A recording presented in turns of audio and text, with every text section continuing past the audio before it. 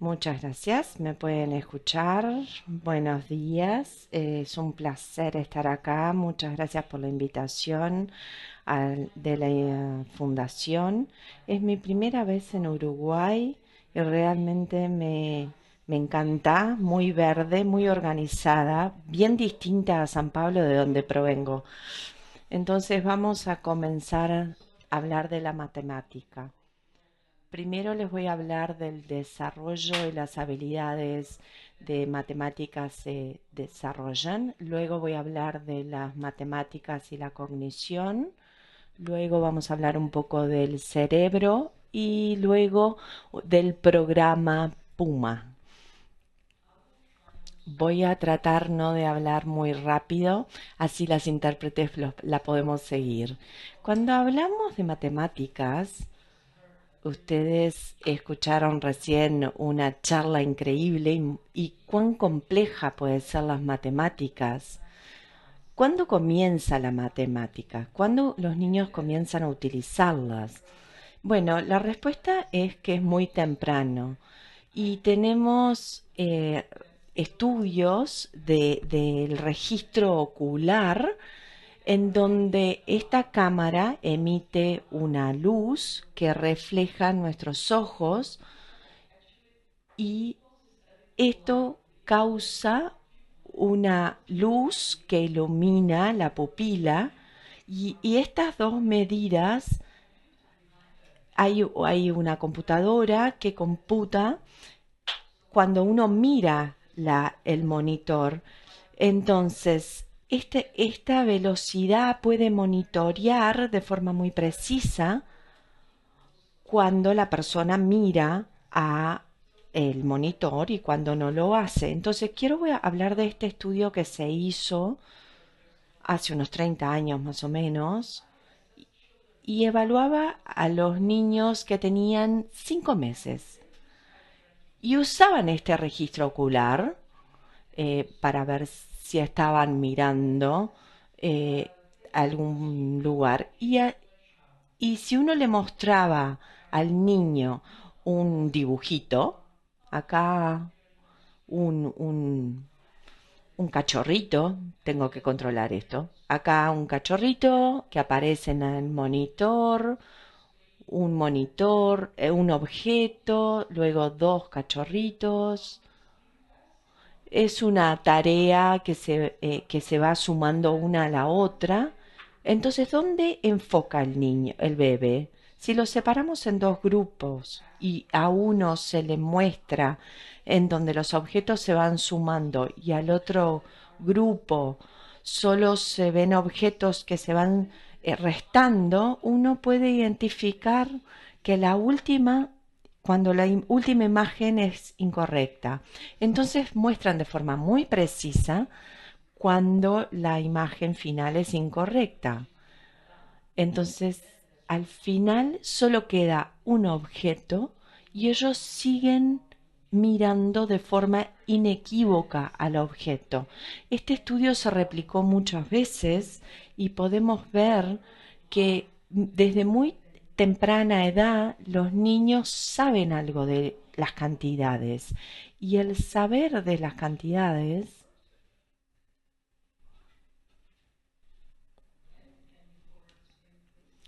bien, a ver si pueden pasar a la otra diapositiva. El hecho de saber de cantidades nos dan indicios de que quizás nacemos con esta capacidad y que está relacionada con el hecho de reconocer cantidades, que es más grande y que es más chico, y esto es distinto en las distintas especies. Lo podemos hacer a lo largo del tiempo de forma más precisa eh, y aprendemos a separar las cantidades de forma exacta. Esto que se llama el sentido numérico se desarrolla incluso antes que los niños empiecen la escolarización. Obviamente el cerebro madura y cuando vemos los estudios que monitorean esta maduración, el grosor de la corteza va cambiando. ¿Y qué significa? Significa que, que el cerebro genera nuevas conexiones. Entonces, al comienzo de la vida, las conexiones son más locales y luego aumentamos experiencias, habilidades y las conexiones son más longitudinales. Entonces, se colabora de forma más precisa. Vamos ahora a ver un video. Este estudio se hizo con un grupo de niños de 5 a 16 años y aquí vemos cómo cambia el grosor de la corteza, que no está distribuido de forma igual, eh, muestran distintas habilidades en distintas etapas.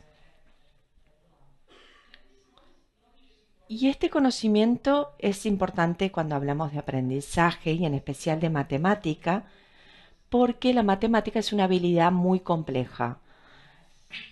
En realidad en inglés usamos el plural, matemáticas. Entonces es importante que comprendamos cómo se desarrollan estas habilidades y qué pueden hacer las escuelas para ayudarlos a los niños a desarrollarlas de forma correcta. Entonces, en Brasil tenemos escuelas que son públicas y hay niños de distintos contextos sociales, económicos, pero en especial de contextos bajos. Y no sé cuál es la realidad acá en Uruguay, pero los de bajo contexto llegan a primer año con algunos retrasos en lenguaje, aprendizaje, y por eso la escuela es tan importante porque les puede enseñar muchas cosas. Pero si hablamos de matemáticas, queríamos ver si las matemáticas es un grupo de habilidades que funcionan eh, de forma independiente que otras habilidades como el lenguaje. Entonces fuimos a la escuela y evaluamos a, a esta gran cantidad de habilidades con distintas actividades en un grupo de niños desde segundo a quinto año de escuela. También queríamos ver lo que era la lectura, la escritura. Entonces, con estas habilidades que se desarrollan de forma diferente en los niños, con algunos con mayores y menos dificultades para lectoescritura. En Brasil tenemos muchas dificultades en este aspecto. Entonces, acá vemos la distribución de cómo estaban divididos los niños en los distintos grupos etarios y también teníamos una muestra igual de 93 niños sin dificultades en la lectura y 38 niños que sí tenían dificultades con la lectura. Entonces, lo que hicimos fue una actividad simple en base de 1 a 1. Entonces, se le asignó la tarea de forma divertida. Entonces tenían que sumar números de un dígito hasta 10 y también sustraer los números también hasta 10, también multiplicando y dividiendo hasta 15, o sea, con dos dígitos. Otra tarea que les dimos fue la comparación de números para que los niños muestren que entienden la diferencia de cantidades, pero que ya están mapeadas con números simbólicos. Por ejemplo, 3 y 4 en una tarjeta y me tienen que decir cuál es menor. Es una tarea bien fácil y rápida, pero no para todos. Y otra tarea que tuvimos eran dos, como de memoria. Era es la memoria que utilizamos para mantener cierta información que recién recibimos. Entonces, si les digo que yo vivo en San Pablo y que mi teléfono es 95816, ¿van a poder repetirlo?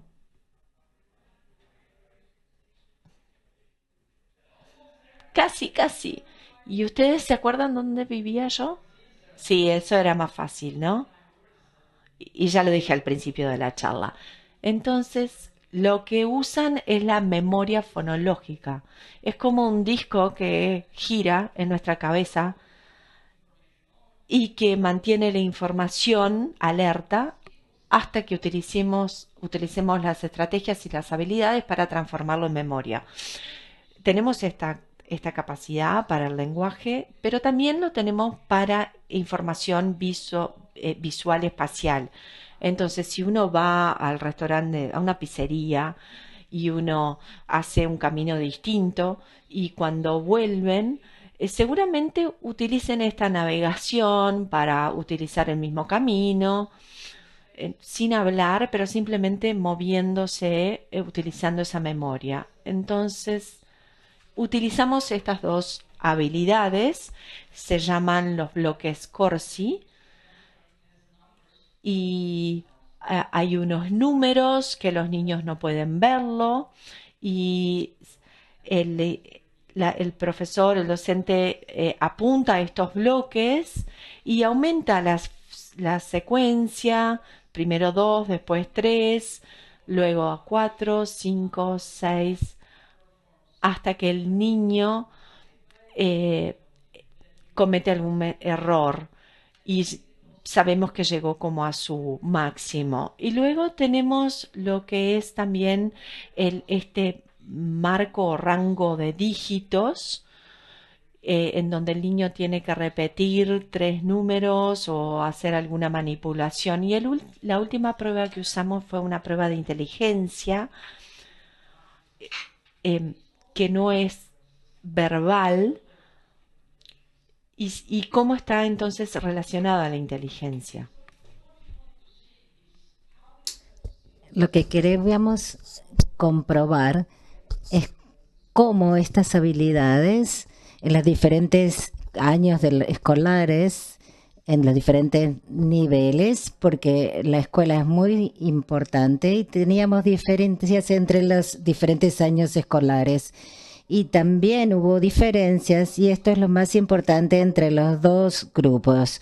La línea azul son los que no tienen dificultades en la lectura y los que están en naranja son los que tenían dificultades en la lectura. Y entonces creo que está un poco difícil, no puedo controlar bien el control, pero creo que pueden ver allí que al principio la diferencia es pequeña, pero una vez que los niños crecen y llegan a quinto año, la diferencia es enorme. Y esto confirma lo que ya sabemos anteriormente. Y sabemos que en la escuela, que los niños pobres eh, tienden a ser cada vez más pobres a medida que crecen. Y lo que encontramos es esta diferencia que ven allí entre los grupos en la capacidad de lectoescritura. Otra cosa que analizamos es cuáles son las dificultades para matemáticas. ¿Cuál es la razón principal porque hay una diferencia en el desempeño? Tenemos un grupo con dificultades en lectura y cada una de las líneas representa un año escolar diferente, el primero, el segundo, el tercero y hasta quinto. Y pueden ver que todas las sumas y restas son muy fáciles cuando es un dígito, pero a medida que se complica más, estas operaciones básicas, cuando son de dos dígitos o más dígitos. Pero en segundo grado, en segundo año empiezan a dominar esta habilidad.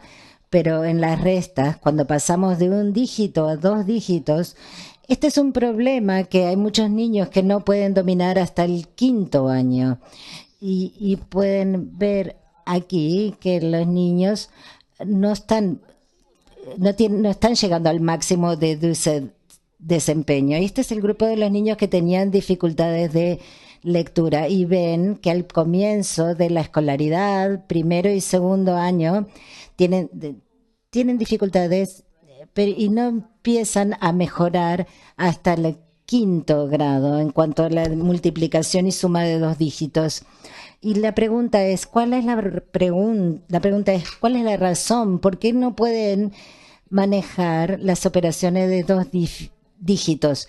¿Cuáles serían las habilidades que necesitarían para trabajar de forma eficiente con los números? Así que hicimos correlaciones con otras tareas y vimos que en segundo año lo que es importante es la habilidad visual y espacial, porque cuando los niños empiezan a aprender matemáticas, empiezan a pasar de una forma no simbólica de ver el mundo a una forma simbólica de representar las cantidades. Y los grupos de objetos se vuelven números. Y estos números se organizan de forma creciente o decreciente. Y el niño usa esta habilidad espacial y visual para representar los números. Así que es importante tener esta capacidad visual y espacial bien entrenada y ser muy eficiente para representar 5, 50, 2 y 20 mentalmente. Y esto es realmente algo muy abstracto, es pensamiento abstracto y puedo ser eficiente en esto si tengo una buena capacidad visual especial. En el tercer año, lo que se vuelve más importante es la memoria de trabajo verbal. Y los niños tienen que poder retener la información verbal para la tarea que tienen que hacer. Si le decimos, hagan la resta de 8 menos 5, pero si les digo, resten 55 menos 21, esa información que deben guardar en mente es mucho mayor para poder hacer la operación. Así que en nuestros grupos, en nuestros niños, no podemos generalizar esto a todos los niños, pero en nuestro estudio encontramos que existía una relación entre estas tareas y no había relación con la inteligencia, y eso es bueno, porque no depende del razonamiento, sino que depende de algo básico, como la memoria funcional. Así que podemos concluir que esta memoria espacial depende y es importante para la representación de los números. Y una vez que representamos los números verbalmente, entonces podemos ver la creciente o decreciente. Y esto nos llevó a ver como conclusión lo próximo que analizamos fue cómo el cerebro, cómo se refleja estas conclusiones en el cerebro. Y les voy a mostrar cómo lo hicimos en las escuelas, porque a los niños es muy difícil ponerlos en un tomógrafo para que no se tienen que quedar inmóviles 20 minutos.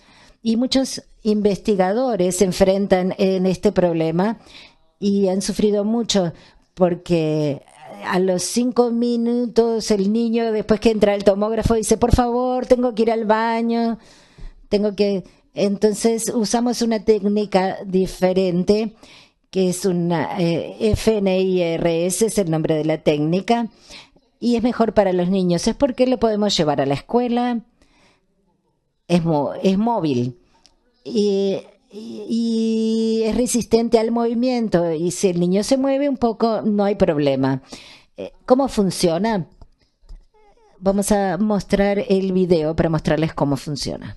Olá, pais e responsáveis. Hoje queremos Hola, mostrar para padres vocês como responsables. Hoy queremos utilizamos uma mostrarles técnica cómo segura utilizamos e una técnica confortável segura para y estudar a cómoda para atividade estudiar la cerebral das actividad crianças. cerebral de los Aqui está niños. um participante Se llama assistindo ao seu FNIRS. desenho favorito enquanto usa uma touca especial. Essa touca não causa dor e é completamente segura. Essa técnica, No traducimos del chamada portugués, NIRS, é pero usada para entender como o cérebro funciona enquanto a criança realiza atividades simples, como assistir a um desenho, vídeo ou ler livro. A touca possui pequenos sensores, chamados optodos, que medem como o sangue circula no cérebro, sem causar dor ou machucar a pele.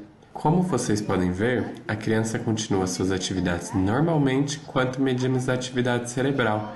Ela pode ler, brincar e se divertir sem qualquer desconforto. Unir-se nos ajuda a entender melhor o desenvolvimento cerebral das crianças de forma segura e tranquila. Se tiverem qualquer dúvida, estamos à disposição para conversar. Bien, era en portugués, espero que hayan entendido algo, pero quizás pudieron ver que yo lo usé esto con mis hijos, así que estoy segura de que es algo seguro. Usa una luz infrarrojo que se usa también para el registro de movimientos oculares y no penetra los tejidos del cuerpo. Tiene botones que son emisores y junto a ellos tienen botones que son receptores. Y la luz de infrarrojo penetra solo las capas superiores de la piel y detecta. Si yo estoy usando esta área del cerebro, hay un flujo de sangre porque el cerebro necesita más oxígeno y este flujo de sangre impide la penetración de la luz y afecta cómo penetra la luz cuando el niño no está haciendo nada y cuando hace una tarea, y puede calcular qué áreas se activan.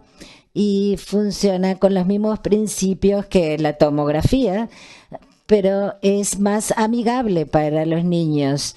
Y con esta técnica la llevamos a las escuelas para evaluar la activación de los cerebros cuando los niños no hacen nada. Y voy a explicar un poco más esto, porque para saber qué pasa en el cerebro cuando no hacemos nada. Y les voy a mostrar el video. Si les dijimos al niño, trata de relajarte, podés dormir, no hagas nada por unos minutos. Les voy a mostrar el video. Tiene sonido también.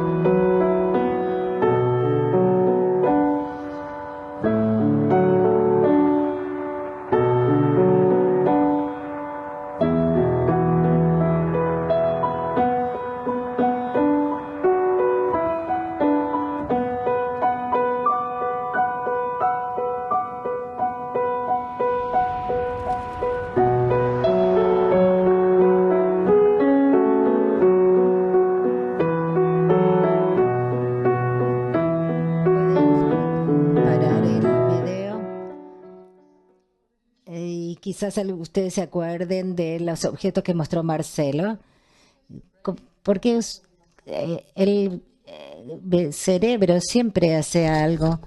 Y este video se hizo para niños o para grupos especiales. Y les dijimos, siéntense allí sin hacer nada.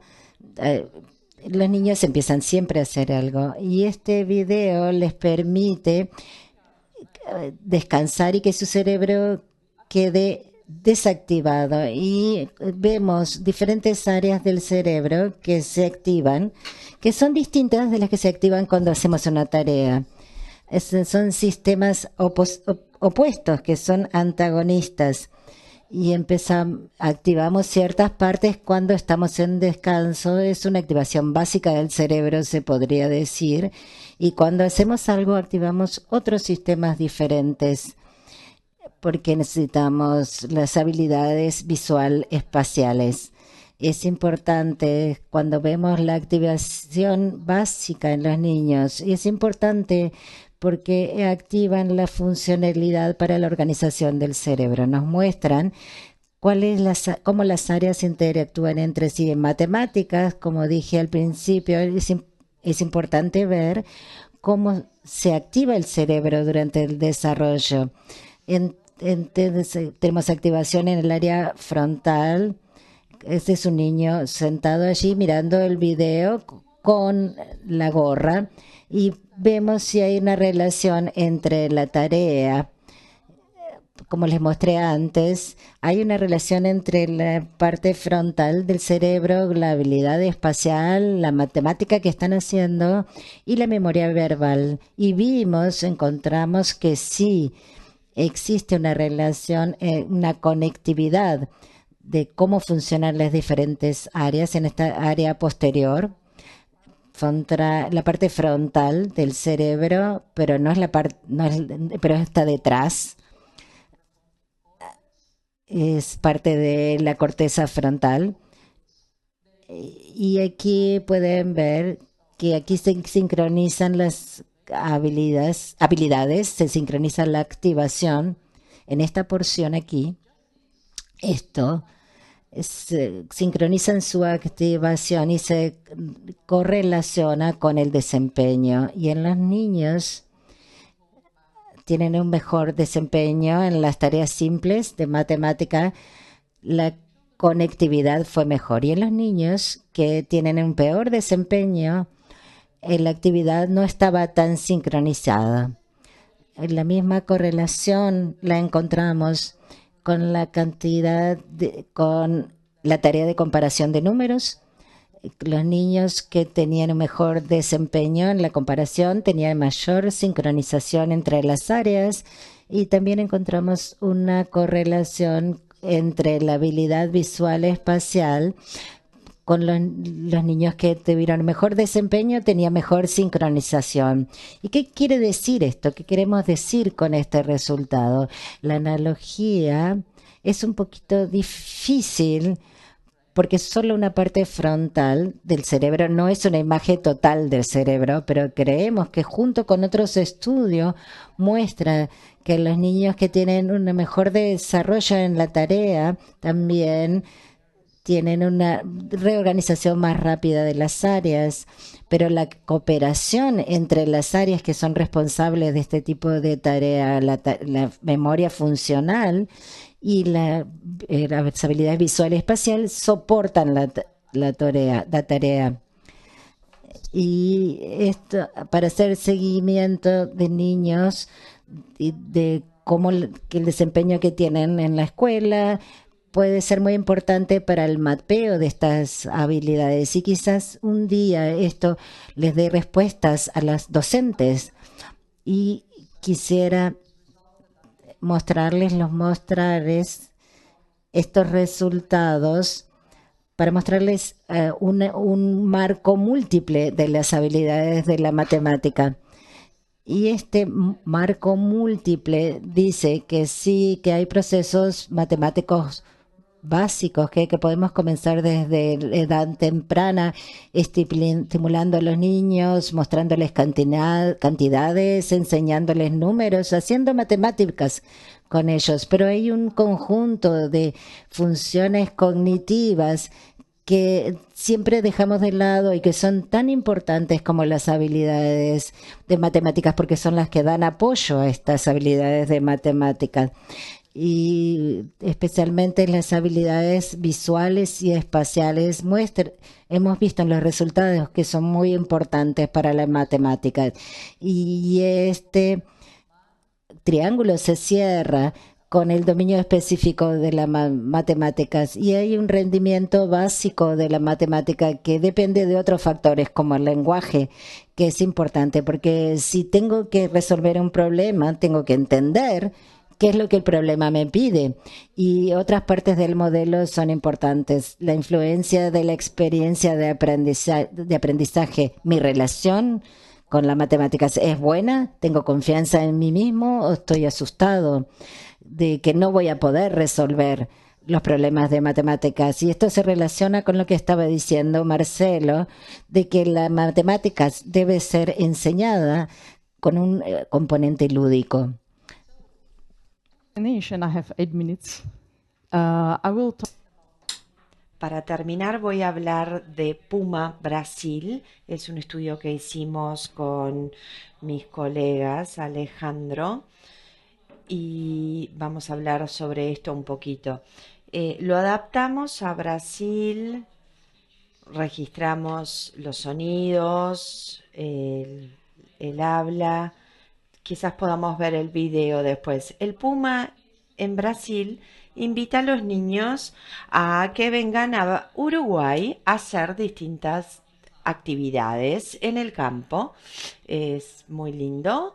Lo hicimos luego de la pandemia en 2022 en una escuela pública, nuevamente con un grupo de niños, unos 80 niños, y comparamos los resultados con la muestra de Uruguay. Y acá les muestro en qué consistió el desempeño simbólico y no simbólico. Esta es nuestra muestra.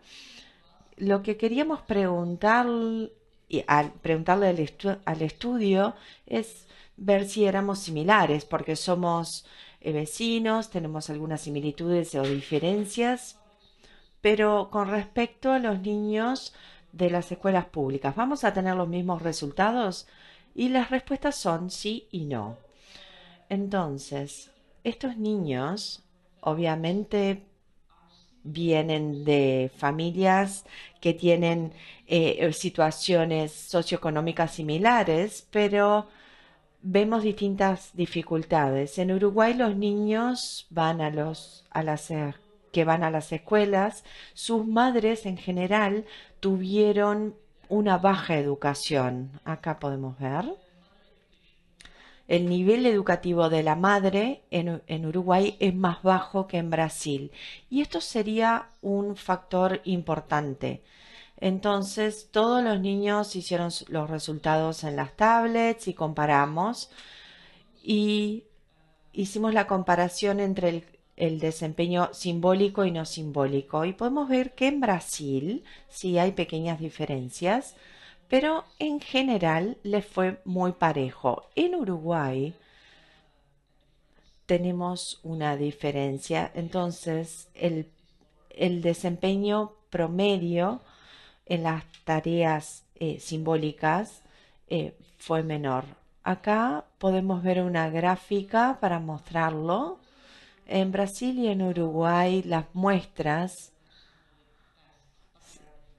en las tareas simbólicas fueron distintas. Entonces queremos ver cuáles fueron las más difíciles para los niños. Y es muy difícil realizar operaciones básicas. También la secuencia de números, no en aumento, sino cuando va decreciendo. También es difícil para que los niños hagan el mapeo de las cantidades asociadas a los números. Y es algo interesante que vimos es con respecto al género. Los niños, le preguntamos a los niños y a las niñas si tuvieron los mismos resultados y no. En Uruguay hubo una gran diferencia en la tarea simbólica, en donde a las niñas les fue peor que a los niños, y no lo pudimos ver en la no simbólica. En Brasil también hubo una diferencia en la tarea simbólica y ninguna diferencia en la no simbólica, pero en Brasil la diferencia no fue significativa. Entonces, ¿por qué sucede esto que a las niñas les va peor en las tareas simbólicas? ¿Tienen alguna idea?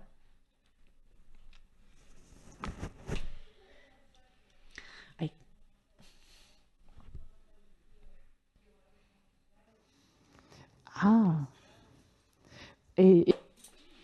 Puede ser, pero ¿desde cuándo son tan distintas?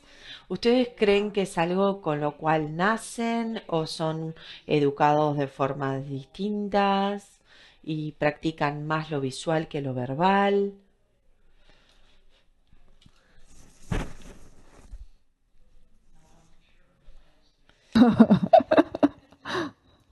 No estoy segura si entendí. Eso no nos escucha.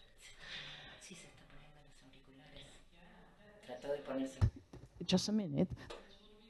Eso es lo que encontramos. Cuando lo correlacionamos los resultados, vemos que las características de la muestra, lo que usamos fue la cantidad de ausencias, cuántos niños faltaron a la escuela, y también usamos el nivel educativo. Y pudimos ver que en Uruguay esta diferencia o este desempeño de la tarea simbólica se correlaciona con el nivel educativo de la madre, pero no en Brasil. En Brasil se correlaciona con los niños, con la cantidad de días que los niños no fueron a la escuela. Es algo que no podemos responderlo, no tengo las respuestas realmente, porque tenemos algunas hipótesis. Si vemos los resultados PISA y las pruebas PISA que se hacen a los niños de 15 años, es bastante más adelante, en ambos países vamos a tener esta brecha de género, en donde a las niñas les va peor en Uruguay y en Brasil, pero acá no vemos la diferencia. Entonces puede ser que la diferencia aumenta a lo largo de los años escolares. ¿Qué es lo que lo ocasiona? ¿Es la madre o es el entorno que incluye la familia y la escuela? Hay muchos estudios que muestran que el entorno es muy importante para el desarrollo de las habilidades de matemáticas y para habilidades que apoyan la matemática. Entonces, ¿cómo se enseñan las matemáticas en la escuela? No son solo las operaciones uno más uno, es todo lo que involucra las cantidades, formas, el pensamiento matemático, el pensamiento de las cantidades. Entonces, quizás en Uruguay, porque no tenemos diferencias en las no simbólicos, los niños se involucran con los juegos que involucran cantidades de forma igual. Pero una vez que llegan a la escuela, aquí, ¿cómo se hace el conteo, por ejemplo, del dinero? Simplemente contar. Quizás estas tareas no se están realizando. Yo puedo hablar de Brasil. En Brasil, muchos de los niños de la muestra realmente no tienen esta opción en la casa. Ni siquiera tienen un espacio para los juegos, porque viven en las favelas, entonces no tienen este espacio. Entonces esto agrega dificultades a las que traen a la escuela. Entonces quizás en nuestros países las escuelas tienen más desafíos que en Europa, porque cuando los niños llegan a primer año, la escuela se tiene que enfocar en esos niños que han crecido y no han sido estimulados de forma correcta y están retrasados. Bueno, eso es todo. Estoy llegando al final de mi charla. Entonces, bajo nivel de las familias, el bajo nivel educativo de las familias es algo que hay que prestarle atención cuando enseñamos matemáticas. Quiero agradecer mucho a todos los colaboradores y a los estudiantes. Catarina Fernández es una estudiante en Brasil, Alejandro Maige, mi amigo colaborador, João Sato también y Camilo. Este es nuestro equipo. Muchas gracias.